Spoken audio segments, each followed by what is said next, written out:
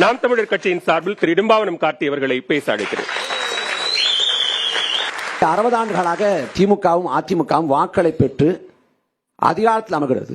இவங்க ஆட்சியோட குடும்பம் தாழாம அவங்க ஆட்சியோட குடும்பம் தாழாம இவங்க மாறி மாறி நம்ம வாக்கு செலுத்துறோம். ஆனா ரெண்டு ஆட்சியும் எப்படி இருக்குன்னா, அதிமுக ஆட்சியில கொடுமை நடக்குதுன்னா திமுக ஆட்சினா அதே கொடுமை, அதிமுக ஆட்சியில அடக்குமுறைனா திமுக ஆட்சினா அதே அடக்குமுறை. இவங்க ஆட்சி நடத்துறப்ப அவங்க பேசுறாங்க, அவங்க ஆட்சி நடத்துறப்ப இவங்க பேசுறாங்க, மாறி மாறி லாவணி கச்சேரி பாடுறாங்க. ஆனா ஆட்சி முறையில நிர்வாக முறையில எந்த மாற்றமும் இல்லை. அதிமுகவின் ஆட்சி காலத்தில் என்னவெல்லாம் சத்தமாக நடந்ததோ அதெல்லாம் திமுகவின் ஆட்சியில சத்தம் இல்லாம நடக்குது. அதிமுகவோட ஆட்சி காலத்துல மதுபான கடை திறக்கப்பட்ட போது திமுக போராடியது. இந்தியாவிலே இளமது விலை கொண்ட மாநிலம் தமிழ்நாடு, மதுக்கடைகளை மூட வேண்டும் என்று போராடியது. வீட்டு வாசல கருப்பு கொடி ஏந்தி கருப்பொடி தெளித்து குடும்பத்தோடு போராட்டம் நடத்தியவர் ஐயா ஸ்டாலின். ஆனா இன்றைக்கு திமுக ஆட்சி காலத்துல மதுவிலக்கை கொண்டு வர்றாங்களா? அதற்கான முனைப்பு இருக்கானா? இல்ல. எதுக்கெடுத்தாலும் அண்ணாவை சொல்றாங்க, அண்ணாவின் வழி ஆட்சி நடத்துறோம்னு. அந்த அண்ணா சொல்றாரு, மதுபான கடை நடத்தி வருமானம் ஈட்டி ஆட்சியை தொடர வேண்டும் நிலை வந்தா நான் துண்ட உதறி தோல்ல போட்டு நடைய கட்டுவேன், அப்படிப்பட்ட ஆட்சியே தேவையில்லைங்கிறது. ஆனா ரெண்டு வரும் கட்சியும் மதுபான கடை நடத்தி வருமானம் ஈட்டுகிறது. அதே அண்ணா சொல்றாரு, தங்கத்தை தவிட்டுக்கு விற்கலாமா, வாக்கை காசுக்கு கொடுக்கலாமான்னு கேட்கிறாரு. ஆனா ரெண்டு வரும் திராவிட கட்சியும் காசு கொடுத்து வாக்களை பெறுகிறது. வரப்போகிற சட்டமன்ற பொது தேர்தலில் இந்த 4 முனை போட்டியில திமுகவும் அதிமுகவும் ஒரு சட்டமன்ற தொகுதிக்கு செலவு செய்ய போற தொகை மிக குறைந்தது 20 கோடி, அது 50 கோடியாக உயரும். ஆனா ஒரு சட்டமன்ற உறுப்பினரோட தொகுதி மேம்பாட்டு நிதியே மொத்தமா சேர்த்து 15 கோடி தான். அப்ப இந்த அமைப்பு முறையில திமுகவும் அதிமுகவும் தொடங்க இடத்திலேயே ஊழல் இருக்கு, லஞ்சம் இருக்கு, முறைகேடு இருக்கு, நிர்வாக சீர்கேடு இருக்கு. காசு கொடுத்து வாக்களை பெற்றுவிடலாம் என்றால் அங்க என்ன நல்லாட்சி இருக்கும்? ஓட்டுக்கு பணம் கொடுக்க வேண்டாம்ங்கிற விழிப்புணர்வு நீங்க தேர்தல் களத்துல ஏற்படுத்தினீங்கல்ல, அதோட தாக்கம் என்ன? 36 லட்சம் வாக்குகள் அதன் தாக்கம். காசு கொடுத்து வாக்களை பெறக்கூடிய இந்த களத்துல நான் சத்தியம் சொல்லுவேன், நாம் தமிழர் கட்சி பெற்ற அத்தனை வாக்களும் கோட்பாட்டுக்கு, கொள்கை உறுதிப்பாட்டுக்கு, தத்துவத்துக்கு இருந்த வாக்கு. ஆனா திமுக அதிமுக சொல்லுமா? நாங்க பெரிய கட்சி திமுக சொல்லும், நாங்க பெரிய கட்சி அதிமுக சொல்லும். தேர்தல் வச்சிருக்கக்கூடிய உச்ச வரம்பு 40 லட்சம் ஒரு சட்டமன்ற தொகுதிக்கு. இந்த 40 லட்சத்துக்கு உட்பட்டு இல்ல 40 லட்சம் செலவு பண்ணி திமுகவும் அதிமுகவும் எங்களை தோக்கடிச்சிட்டோம், தோல்வி இருக்கிறோம். நீங்க எப்படி வெல்றீங்க? முறைகேடு பண்ணி வெல்றீங்க. நேர்மை இருக்கா? உண்மை இருக்கா? நாங்க நல்லாட்சி தர்றோம். யார் நல்லாட்சி தர்றா? ஒரு ஆட்சியை நல்லாட்சி யார் சொல்லணும்? எந்த மக்கள் வரி செலுத்தி வாக்கு செலுத்தி அந்த ஆட்சியை தேர்ந்தெடுக்கிறாங்களோ அந்த மக்கள் ஆட்சியை நல்லாட்சி சொல்லணும். ஆனா தூய்மை பணியாளர்கள் போராடுறாங்க, ஆசிரியர் பெருமக்கள் போராடுறாங்க, செவிலிய பெருமக்கள் போராடுறாங்க. அந்த போராட்டத்தை துளி கூட எடுத்து பார்க்கல திமுக அரசு. ஆனா என்ன சொல்றீங்க? நாங்க நல்லாட்சி கொடுத்து கொண்டிருக்கோம். என்ன நல்லாட்சி? அதிமுக ஆட்சி காலத்தை தூத்துக்குடி துப்பாக்கி சூடு. அன்றைக்கு திமுக பேசியது, நாங்க குற்றவாளிகளை கூண்டேத்தோம்னாங்க. எந்த குற்றவாளியை கூண்டேத்தாங்க? அது தொடர்புடைய அதிகாரிகளுக்கு பதவி உயர்வு கொடுத்தது இதே திமுக அரசு. சாத்தான்குளம் படுகொலையின் போது காவல் நிலையம் சாத்தான்களை கூடமாக மாறி வருகின்றது சொன்னது ஸ்டாலின்.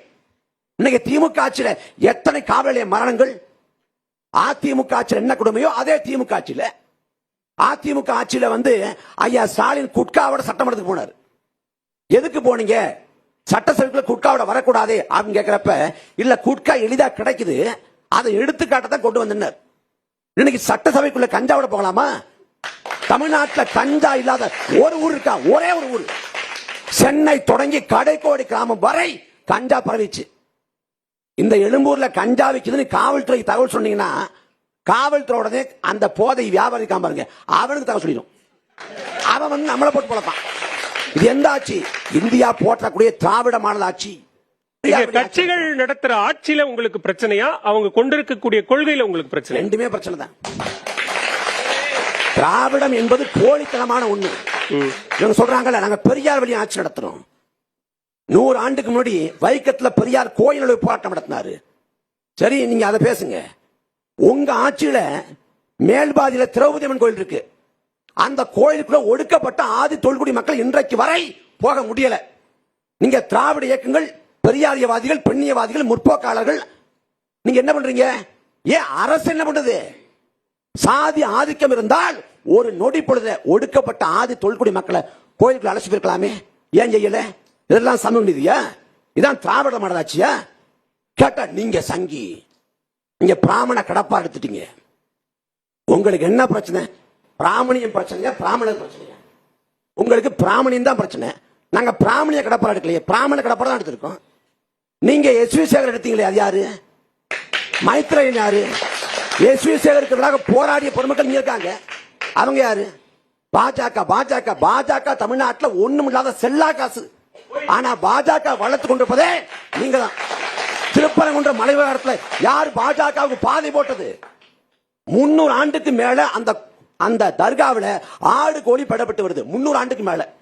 ஆனா திமுக ஆட்சி கடந்த 2024 ஆண்டு 24 ஆண்டு டிசம்பர் 20ஆம் தேதி அங்க அபுதாகின்னு ஒருத்தர் ராஜபாளையத்துல போறப்ப ஆடு கோழி பரடக்கூடாதுன்னு தடைய போடுது. யாரு? திமுக அரசு. அண்ணன் பாக்குறேன், அண்ணன் தங்க தமிழ்ச்சொல் பேட்டில சொல்றாங்க முஸ்லீம் மேலதான் தப்பு, அவங்க தான் தேவையில்லாம பண்றாங்கன்ட்டு. அப்ப யார் பாதை போட்டா? அந்த இடத்துல மத பதற்றத்தை உருவாக்கியது யார்? நீங்க, திமுக. நீங்க தான். உண்மையிலே பாஜக திமுக வரலாற்றை படிச்சாங்கன்னா அவங்க திமுக கொண்டாடுவாங்க. பாபர் மசீது இடிப்புல பாஜகவுக்கு நேரடி தொடர்பு இல்லை என்று பேசுவார் ஐயா கருணாநிதி. திராவிட கழகம் போல RSS ஒரு சமூக இயக்கம் தான் என்று பேசுவார் ஐயா கருணாநிதி. குஜராத் படுகொலையின் போது மோடியை காப்பாற்ற பார்லிமெண்ட்ல வாக்கு செலுத்தியது இந்த திமுக. எல்லா பாதகத்தையும் இவங்க தான் பண்ணாங்க. கேட்டா நம்மள B team. 2018 Kamal Haasan B team. நீங்க அவரை எப்ப புனிதப்படுத்தினீங்க? கேட்டா பி டீம். எல்லாரும் பி டீம். அவங்க பி டீம், இவங்க பி டீம். அதனால இந்த மண்ணுக்கு மக்களுக்குமான ஒரு மகத்தான ஆட்சி மலரணும்னா நாம் தமிழர் கட்சிக்கு வாக்கு செலுத்தணும். ஐயா நாஞ்சி சம்பத் சொன்னது போல இதுக்கு முடி மாற்றுன்னு வந்தாங்க. எல்லாம் ஒவ்வொரு காலகட்டத்தில் ஒரு தேர்தல் 2 தேர்தலுக்கு மேல தாக்கு பிடிக்க முடியாம யாரை எடுத்து அரசு பண்ணாங்களோ அவங்க கூட்டணிக்கு போயிட்டாங்க. ஆனா நாங்க பொது தேர்தல் சமரசம் பண்ணாம தனித்து நிற்கிறோம். எத்தனை தோல்வி வந்தாலும் சரி அதை தாக்கு பிடித்து களத்துல முன்னோக்கி பாஞ்சு வெற்றியை எட்டுவோம். வரக்கூடிய 26 தேர்தல் களம் முழுக்க நாம் தமிழர் கட்சிக்கான களம். இன்றைக்கு மாநில கட்சி அங்கீகாரத்தை பெற்றிருக்கிற நாங்கள் மாநிலத்திலே அதிகாரத்தை பெறுவோம். அதற்கு உழைப்போம். தமிழ் தாய்